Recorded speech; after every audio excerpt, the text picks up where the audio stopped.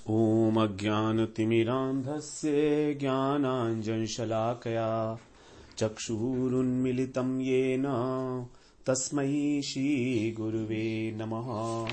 वन्देऽहं श्रीगुरो श्रीयुत्पदकमलं श्रीगुरून् वैष्णवांश्च श्रीरूपं साग्रजातं सहगण रघुनाथान्वितं तं सजीवम् साद्वैतं सावधूतं परिजनसहितं कृष्ण चैतन्यदेवं श्रीराधा कृष्णपादान् सहगण ललिता श्रीविशाखान्वितांश तमादिदेवं करुणानिधानं तमालवर्णं सुहितावतारम् अपार संसार समुद्र सेतुं भजामहे भागवत स्वरूपम्। हे देव हे दैत्य हे भुवनैक बंधो, हे कृष्ण हे चपल हे करुणैक सिंधो, हे नाथ हे रमण हे नयनाभिराम, हा हा कदानुभवितासि पदं दृशोर्मे। श्री कृष्ण चैतन्य प्रभो नित्यानंद, श्री अद्वैत गदाधर शिवसादि गौरभक्त वृंद। हरे कृष्णा कृष्णा कृष्णा हरे हरे, हरे राम राम राम हरे हरे। हरे कृष्णा। सर्वप्रथम मैं अपने गुरुपाद पद्म ओम विष्णुपाद अष्टोत्तर शत श्री श्रीमद् भक्तिवेदांत माधव गोस्वामी महाराज के चरण कमलों में अनंत कोटि दंडवत प्रणाम ज्ञापन करता हूं। हम लोग श्रीमद् भागवत पुराण में 29वें अध्याय में श्रवण कर रहे हैं कि किस प्रकार जब सुखदेव जी महाराज रास क्रीड़ा का वर्णन आरंभ ही किया, तब परीक्षित महाराज जी के द्वारा एक प्रश्न जो है पूछा गया कि जो ब्रजरमणियां कृष्ण को ब्रह्म के रूप में नहीं जानती थी, केवल अपने प्रियतम के रूप में जानती थी, उनका जो गुण प्रवाह रूप संसार है किस प्रकार से निवृत्त हो गया, क्योंकि वो तो संसार के गुणों में आसक्ति थी। तो गुण प्रवाहो परमस्तासाम गुण ध्याम कथम, गुण ध्याम उनकी बुद्धि जो है प्राकृत गुणों में लगी हुई थी, तो उनको किस प्रकार से निवृत्ति मोक्ष की प्राप्ति हुई। तो ये जब प्रश्न सुना तो उसका उत्तर तो दे दिया सुखदेव जी महाराज ने कि जैसे कि पहले बताया गया, चेदि नरेश इत्यादि जो शिशुपाल राजा थे वो सभी अलग अलग भाव से भगवान को ही प्राप्त किए हैं। जब भय से, क्रोध से, द्वेष से भगवान को प्राप्त किया जा सकता है, तो फिर कैमुतिक न्याय के अनुसार जो ब्रजरमणियां भगवान से अगाध प्रेम करती हैं, क्या वो उन्हें प्राप्त नहीं कर सकती? तो इस प्रकार से उत्तर दे दिया सुखदेव जी महाराज ने, लेकिन थोड़ा सा विचलित जरूर हुए थे, मगर बाद में फिर तुरंत ही परीक्षित महाराज के मनोभाव को समझकर उन्होंने उत्तर दिया संक्षेप में, और फिर बता दिया उसमें कि जो घर में रह गई थी गोपरमणियां, उन्होंने अपने गुणमय देह को किस प्रकार से त्यागा। इसके पश्चात जो है कोई और प्रसंग आरंभ ना कर दें परीक्षित महाराज, अथवा उनको किसी और प्रकार का प्रश्न करने का अवसर ना देकर रासलीला का वर्णन करना प्रारंभ किया। तो अब 17वें श्लोक में कह रहे हैं सुखदेव जी, ता दृष्ट्वान्तिक मायाता भगवान ब्रजयोषितः अवदद वदताम श्रेष्ठो वाचः पेशैर्विमोहयन्।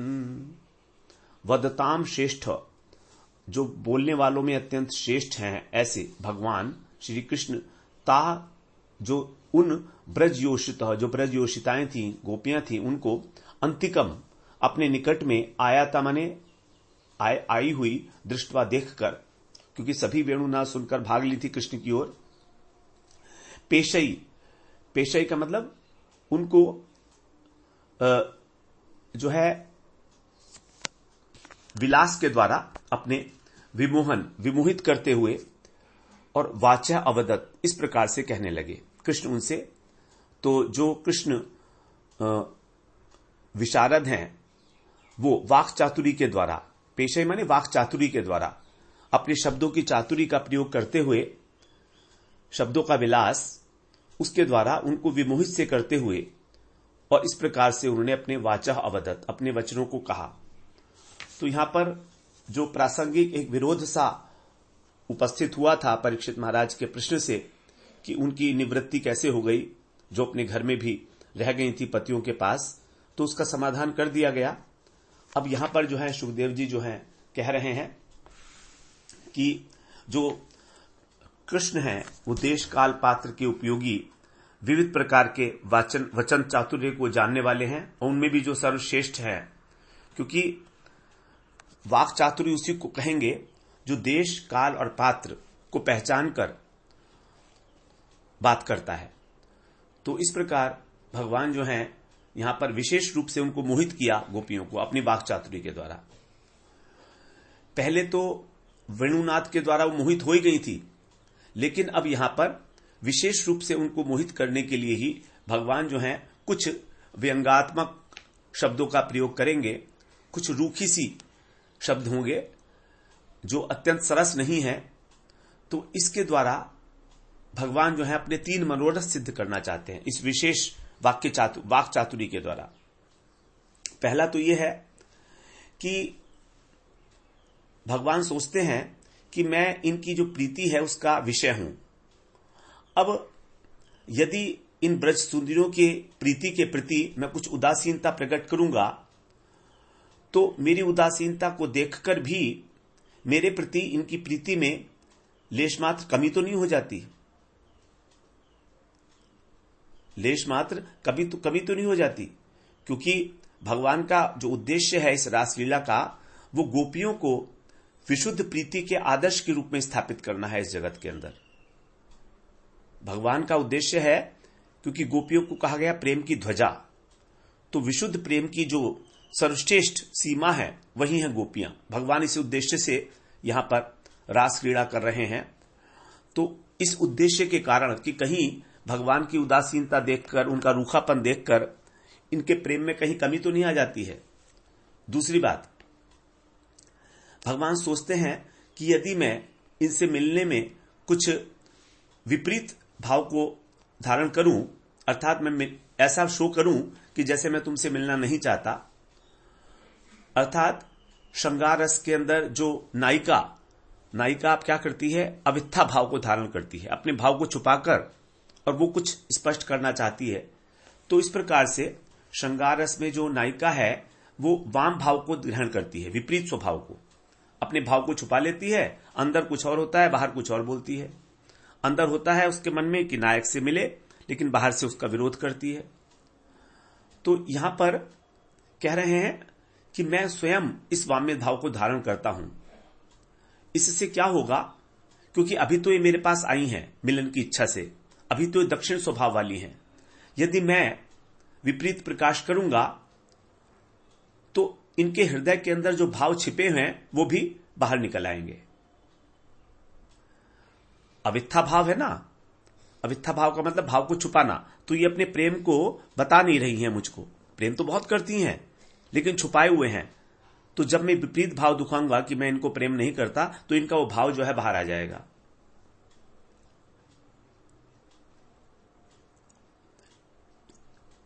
इसलिए जो है भगवान इस प्रकार से कर रहे हैं, जो है वाम भाव भगवान यहां पर धारण कर रहे हैं। वाम भाव को धारण करके भगवान इस प्रकार का जो विशेष प्रयोजन है उसको, जिससे कि यदि मैं वाम भाव को धारण करूंगा तो इनका जो दक्षिणी भाव है वो भी तिरोहित हो जाएगा, और ये भी कुछ मेरे प्रति व्यंग्यात्मक वचन बोलेंगी, और उस बोलने के माध्यम से इनके हृदयगत भावों का पता लग जाएगा मेरे को। तो इस प्रकार से इन उद्देश्यों को ध्यान में रखते ही भगवान यहां पर जो अपनी वाक चातुरी का प्रयोग करेंगे।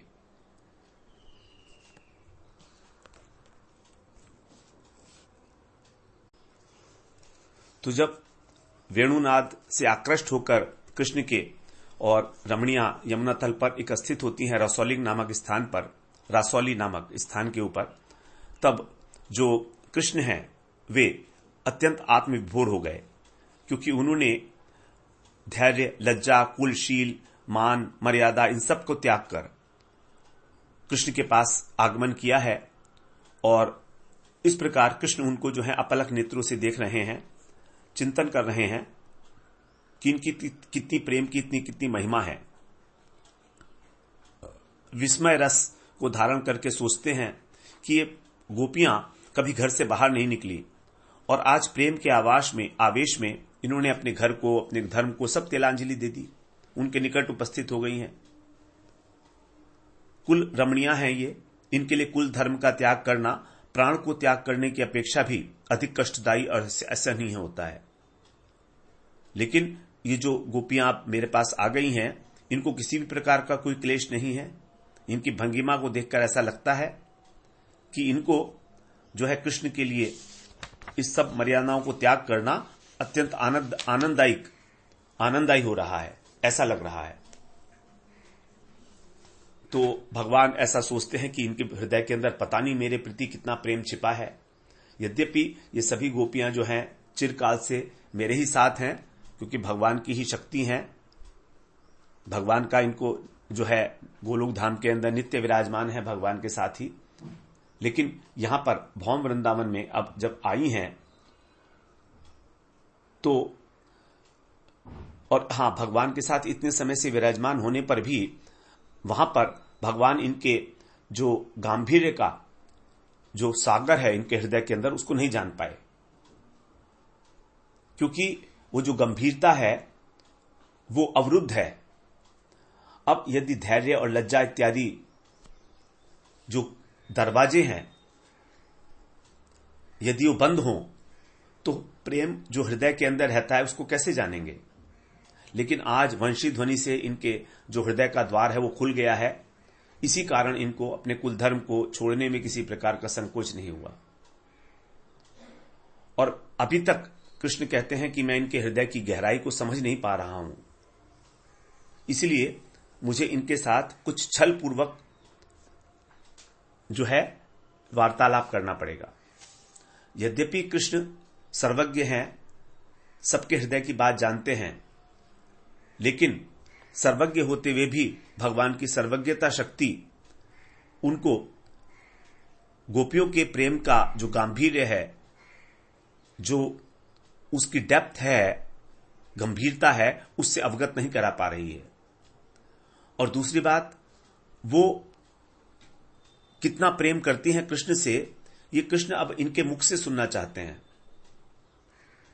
तो उनके मुख से सुनने के लिए क्या किया जाए चाहिए, क्या उपाय है, इसीलिए कृष्ण ने यहां पर गोपियों के प्रति बड़े कठोर शब्दों का प्रयोग किया, जिसके प्रहार से उनके हृदय का जो कपाट था खुल तो गया ही था थोड़ा थोड़ा वेणुनाद सुनकर, लेकिन बिल्कुल चूर्ण हो गया, और उनके हृदय का जो गुप्त प्रेम था वो उनके मुख के द्वारा व्यक्त हो गया। तो भगवान के वेणुनाद ने किवाड़ों को थोड़ा खोल तो दिया, लेकिन चूर्ण विचूर्ण नहीं किया था। अर्थात वो अपने प्रेम को अभिव्यक्त करने में अभी भी असमर्थ थी। यद्यपि वो सब कुछ छोड़कर आ गई थी, लेकिन फिर भी, लेकिन भगवान के जो कठोर वचन अब आगे कहेंगे उसको सुनकर जो है गोपियों का जो हृदय का द्वार था वो पूरा का पूरा चूर्ण विचूर्ण ही हो गया, और तब उनके उद्गार जो हैं वास्तव में बाहर निकल के आए हैं। तो जगत साधारणतः ये देखा जाता है मिलन में जो नायक होता है वो दक्षिण भाव को ग्रहण करता है और नायिका वाम्य भाव को, अर्थात नायिका जो है इनकार करती है, निषेध करती है। लेकिन यहां पर भगवान कह रहे हैं कि मैं विपरीत प्रकार से वाम भाव को मैं ग्रहण करता हूं, क्योंकि ये तो दक्षिण भाव से मेरे पास आई हैं, क्योंकि ये तो सरेंडर्ड है, पूर्णतः शरणागत है मेरी। अब जब शरणागत हैं, क्योंकि जो रस की उत्पत्ति होती है वो तभी होती है जब नायिका वाम्य भाव को धारण करे, और यहां पर तो गोपियां सब दक्षिण भाव वाली हैं इस समय। तो इसीलिए कह रहे हैं कि मैं अपनी वचन भंगी के द्वारा इनके हृदय में वाम भाव जो है जागृत करा दूंगा, लेकिन शुरू में मुझे ही वाम भाव को धारण करना पड़ेगा, और साथ साथ इनके जो भाव हैं वो भी मुख से व्यक्त हो जाऊंगा।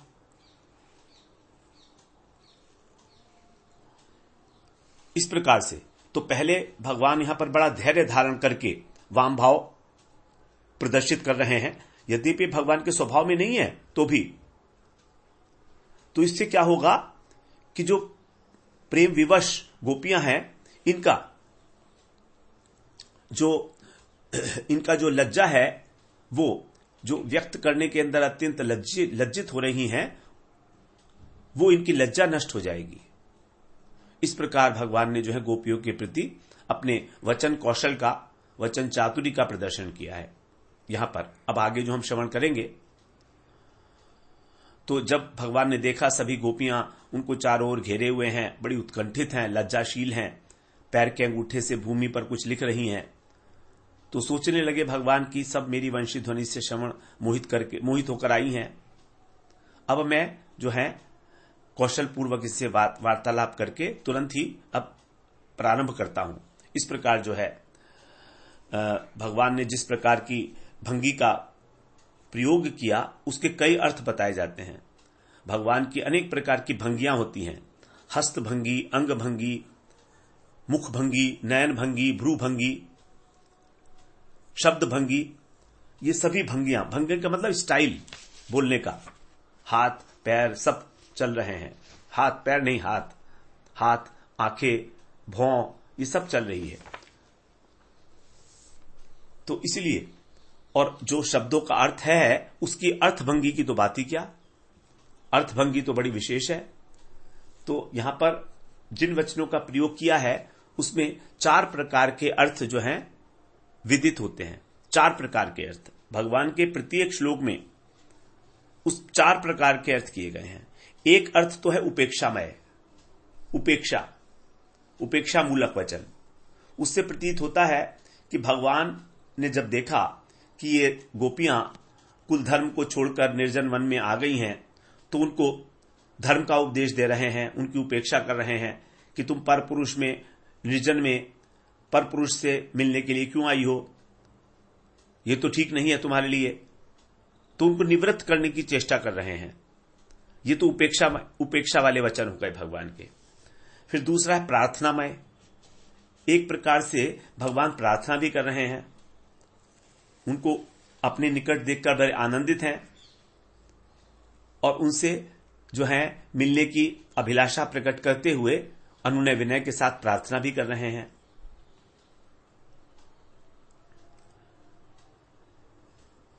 ये जो है प्रार्थना मूलक अर्थ है, क्योंकि जो अनुराग होता है, जो प्रेम होता है, वो धर्म अधर्म का विचार नहीं करता है।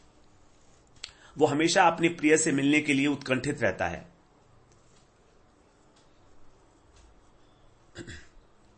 तो ये हो गई प्रार्थनामय, क्योंकि परपुरुष से मिलना साधारण नहीं है, संभव नहीं है, असंभव सा है।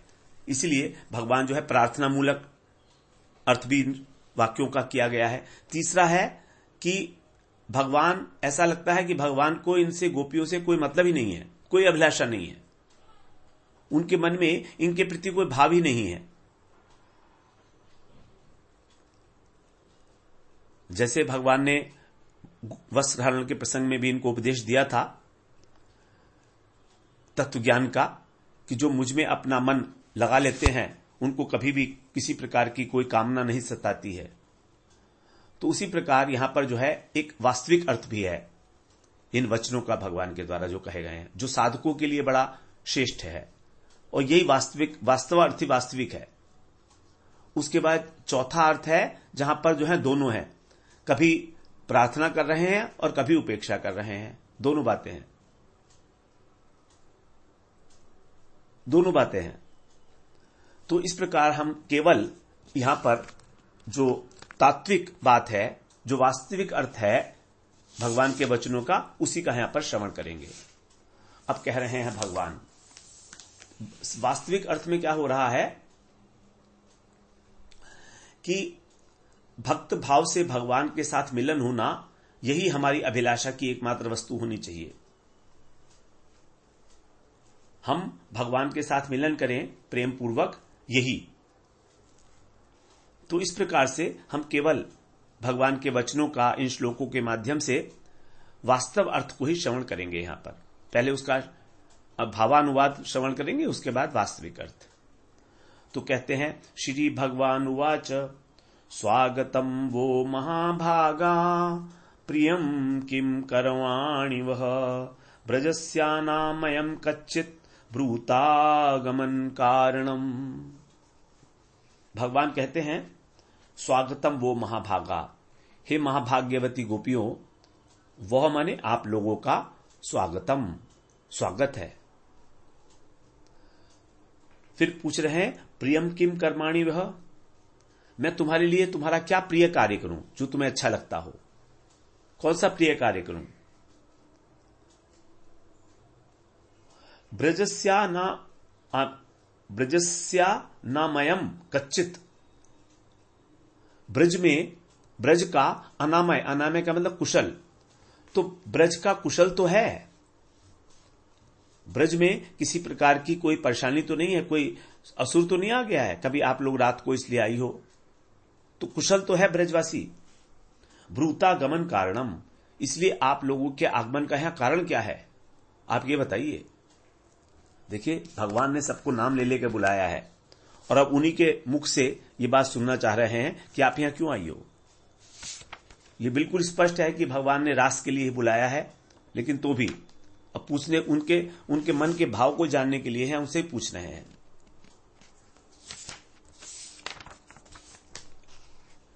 तो जो स्त्री और पुरुष हैं, उनके मिलन की रस रीति यही है कि यदि पुरुष उत्सुकता प्रकाशित करता है तो स्त्रियां क्रोधित हो जाती हैं, असहनशील हो जाती हैं। इसलिए भगवान यहां पर साधारण रीति का अवलंबन करते हुए कह रहे हैं कि आप लोग यहां ठीक ठाक तो आई हो, सुखपूर्वक, आपका स्वागत है, और आप महाभागा हो, क्योंकि जन्म से ही तुमने कभी भी दुख का अनुभव ही नहीं किया, तुम्हें दुख तो कभी हुआ नहीं है। इसलिए तो यहां पर जो ये उक्ति है, प्रश्न नहीं है बल्कि प्रत्युत्तर के भांति से है। अथवा आप यहां पर आज आई हो इसलिए तुम भाग्यवती हो, क्योंकि भाग्यवती होने के लिए यही आवश्यक है कि वो उसकी सारी क्रियाएं सफल हों, स्वयं के लिए और दूसरों को भी सुख प्रदान करें। तो इसलिए कृष्ण पूछ रहे हैं, अब तुम भाग्यवती हो ये तो हम जान गए, लेकिन अब तुम्हारा मैं क्या प्रिय आचरण करूं, क्योंकि अभी तो रात का समय है, निर्जन वन में मैं अकेला हूं, तुम युवतियां हो, मैं किस प्रकार तुम्हारा आतिथ्य सत्कार करूं ये बताओ। मैं तुम्हारा प्रिय कार्य करने के लिए अभिलाषी हूं। बड़े सरल भाव से आप लोगों से पूछ रहा हूं कि आपको क्या चाहिए, जिससे मैं आपके इच्छा के अनुरूप कार्य करने में प्रवृत्त हो सकूं। तो यदि गोपियां कहें कि हे लंपट, हम तो पतिव्रता हैं, तुम हमें जो कहने के लिए उत्साहित हुए हो उसके लिए तुमको दंड नहीं होता क्या, क्योंकि युवक और युवती जो है एकांत में मिल रहे हैं तो क्या होगा, तो तुम्हें दंड नहीं लगता, तुम्हें भय नहीं लगता राजदंड से।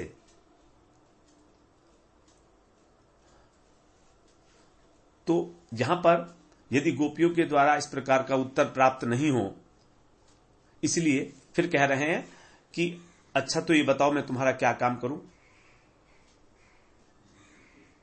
तो गोपियां जो हैं कुछ बोल नहीं पा रही हैं, लज्जित हैं।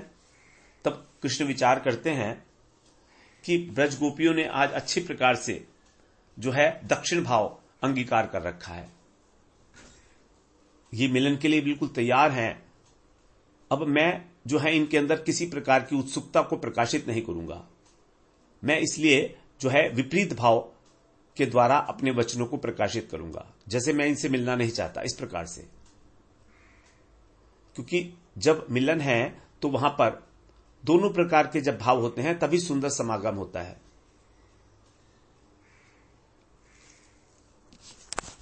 तो भगवान सोचते हैं कि ये स्वाभाविक रूप से तो वाम्यता इनके अंदर विराजमान है, लेकिन आज ये दक्षिण भाव क्यों हो रहा है, क्या कारण हो सकता है। तो इसका कारण है कि उन्होंने भगवान की वेणु के नाद का पान किया है। वेणु का नाद है मदिरा की भांति।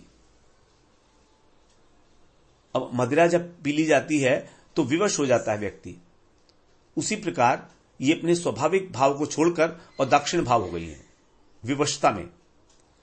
तो इस प्रकार से ये इनकी विवशता है, इसको नष्ट करना होगा, क्योंकि इनका जो दाक्षिण भाव है ये भी कृत्रिम है नहीं, स्वभाव से तो ये वाम्या है, क्योंकि स्त्री जो है वाम स्वभाव की ही होती है, इसलिए उसको वामा भी बोलते हैं, वाम भाग में विराजमान भी रहती है।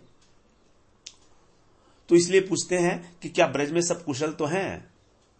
कोई इंद्र वगैरह ने वहां पर कोई दोबारा से कोई उपद्रव तो नहीं कर दिया है कि तुम भाग भाग कर अपनी रक्षा के लिए मेरे पास आई हो?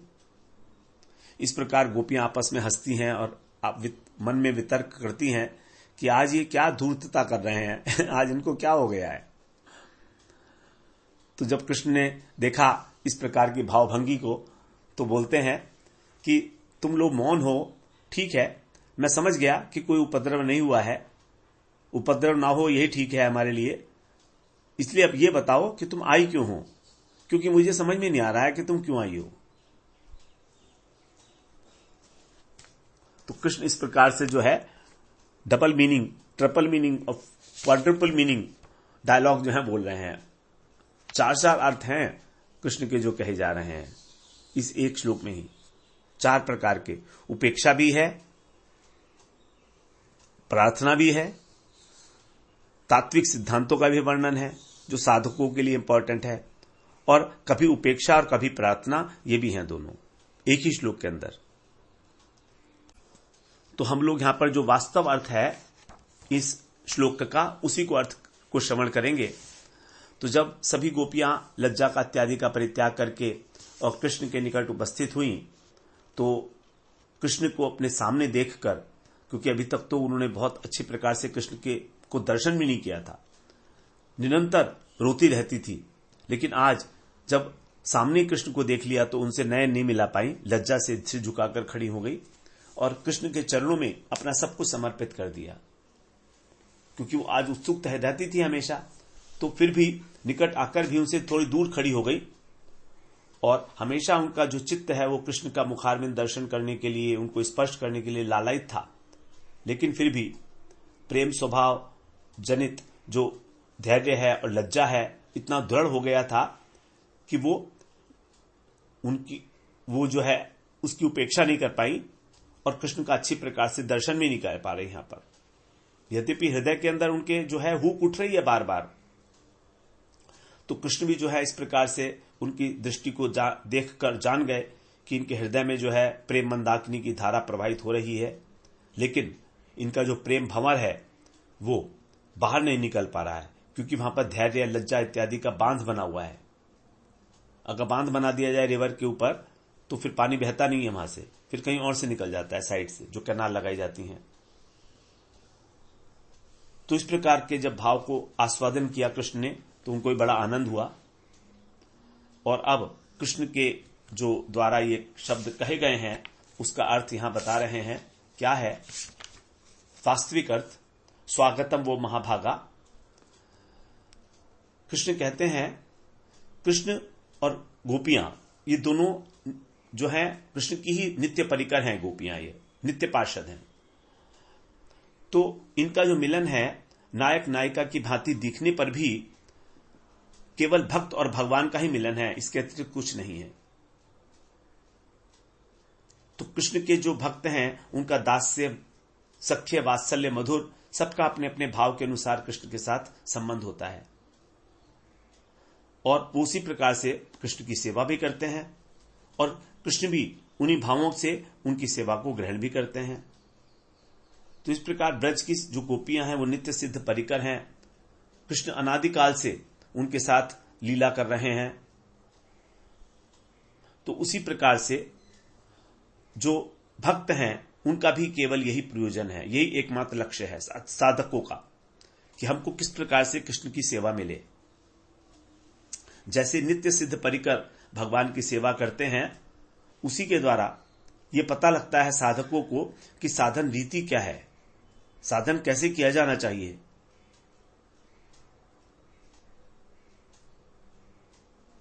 तो यहां पर भगवान का द्वारा जो कहा गया महाभागा, इसका अर्थ है कि तुम जैसा भजन करती हो मेरा, ऐसा किसी के लिए संभव नहीं है। तो जो व्यक्ति भगवान का भजन करता है वही महान भाग्यशाली है। महान भागो भजनम यासाम ता महाभागा। फिर तुम लोग जो है सभी कुल की मर्यादा, लज्जा इत्यादि को छोड़कर मेरे प्रीति विधान के लिए मेरे पास आई हो।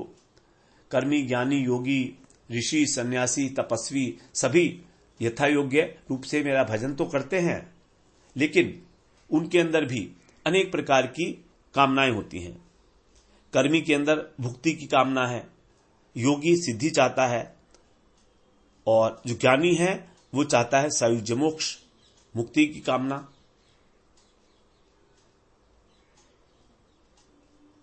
लेकिन भक्त जो होता है वो निर्गुण होता है। भक्त के अंदर कोई प्रकार की कामना नहीं होती, केवल भगवान की प्रसन्नता की कामना। और इसको हम कामना नहीं कहेंगे क्योंकि उसके स्वरूप में ही है ऐसा। हमारा जो आत्मा का स्वरूप है वो सच्चिदानंदमय है, तो उसके अंदर सेवा वासना जो है इनबिल्ट है ऑलरेडी कृष्ण के प्रति। वो तो क्योंकि हम कृष्ण से विमुख हैं इसलिए हमारी ये जागृत नहीं होती सेवा वासना। तो यहां पर जो है यही उद्देश्य होना चाहिए कि हमारी जो सेवा वासना कृष्ण के प्रति वो जागृत हो भजन के द्वारा, और तभी वो महाभाग्यवान कहलाएगा। और इसके अतिरिक्त जो भक्त वैधि मार्ग से भगवान का भजन करते हैं, उनके अंदर यद्यपि कोई भुक्ति मुक्ति की कामना नहीं है, तो भी ऐश्वर्य ज्ञान से भगवान का भजन करते हैं। और ऐश्वर्य ज्ञान बड़ा शिथिल है, उसके द्वारा भगवत प्राप्ति नहीं होती, क्योंकि उससे भगवान तृप्ति नहीं होते हैं। ऐश्वर्य ज्ञाने ते सब जगत मिश्रित, ऐश्वर्य शिथिल प्रेमे नाही मोर प्रीत। यदि हमारा प्रेम ऐश्वर्य के कारण शिथिल हो गया है तो भगवान उसको स्वीकार नहीं करेंगे। नाही मोर प्रीत। तो जो भक्त भगवान के प्रति ऐश्वर्य दृष्टि न रखकर दास्य, सख्य, वात्सल्य से उनका भजन करते हैं, उनके लिए भी भगवान जो अपना सर्वस्व नहीं त्याग सकते, सर्वस्व नहीं त्याग सकते, क्योंकि भगवान इस प्रकार के नहीं है कि अपना सर्वस्व त्याग दे। भक्त तो अपना सर्वस्व त्याग देते हैं, लेकिन भगवान के तो भक्त भी हैं, भगवान के तो परिवार भी है भगवान का, उनको कैसे त्यागेंगे भगवान। तो दास भाव के जो भक्त हैं भगवान में संकोच के साथ सेवा करते हैं, सखा भाव के भगवान से समबुद्धि से सेवा करते हैं, माता पिता उनको ताड़न भर्सन करके सेवा करते हैं। लेकिन जो प्रेयसियां हैं भगवान की,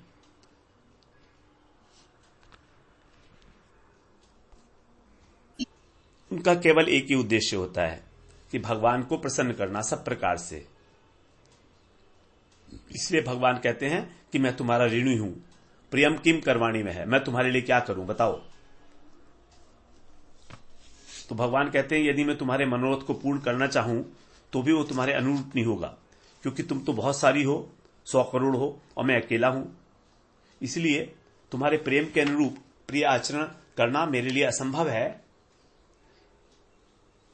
इसलिए मैं तुमसे पूछ रहा हूं कि तुम कुशल से तो हो, तो मैं अपनी कृतज्ञता आपके प्रति जो है ज्ञापित कर रहा हूं।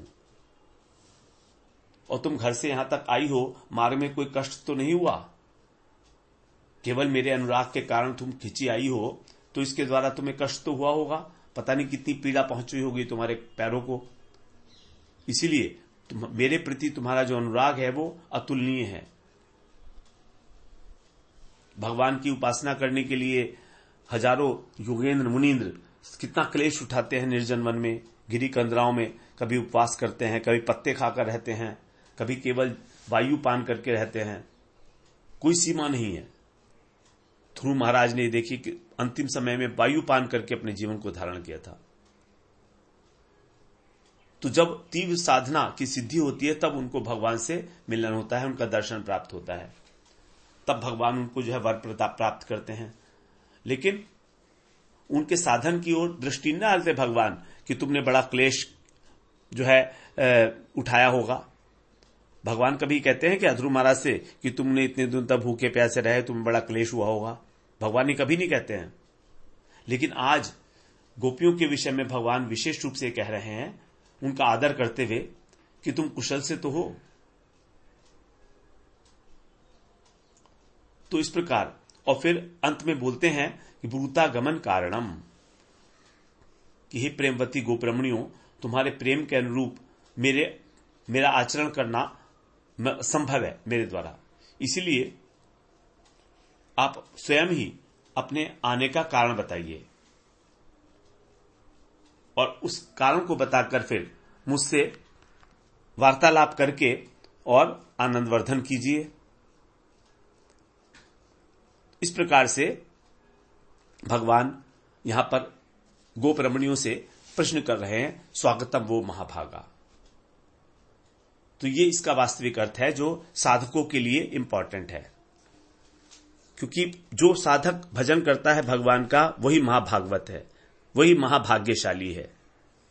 और यद्यपि ज्ञानी योगी ये सभी भगवान के लिए प्राप्त करने के लिए बड़ा कष्ट उठाते हैं, लेकिन भगवान इनको सायुज्य मुक्ति दे देते हैं।